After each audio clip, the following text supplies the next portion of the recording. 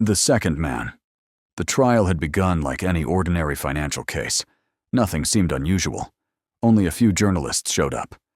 No one expected a sensation. The defendant, Daniel Clark, 45 years old. Charges: illegal transfer of $2 million from a company account. The evidence appeared strong. Bank records, emails, surveillance footage. Everything seemed to point to a single conclusion. The prosecutor called the final witness. The door opened. A man in a suit entered the courtroom and took the stand. He raised his hand and swore the oath. "What is your name?" the judge asked. "Daniel Clark."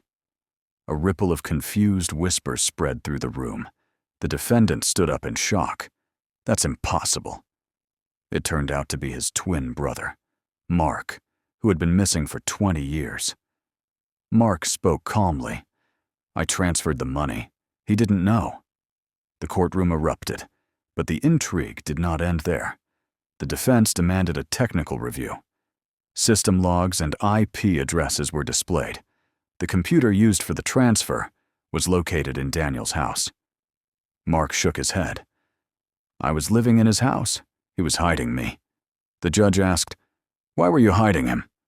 Daniel remained silent for a long moment. Finally, he answered, "Because he was officially declared dead. If it became known he was alive, I would lose my inheritance."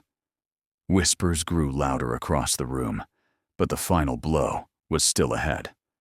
The prosecutor opened one last file. Security camera footage, the night of the transfer. Both brothers were visible on the screen. Mark at the computer. Daniel standing by the door, watching. Mark turned and said, "He didn't stop me." Daniel replied quietly, "Because I thought you would leave again. I was afraid of being alone." The courtroom fell completely silent. It was no longer just about money. It was about fear, loneliness, and greed mixed into a single decision. The verdict was delivered.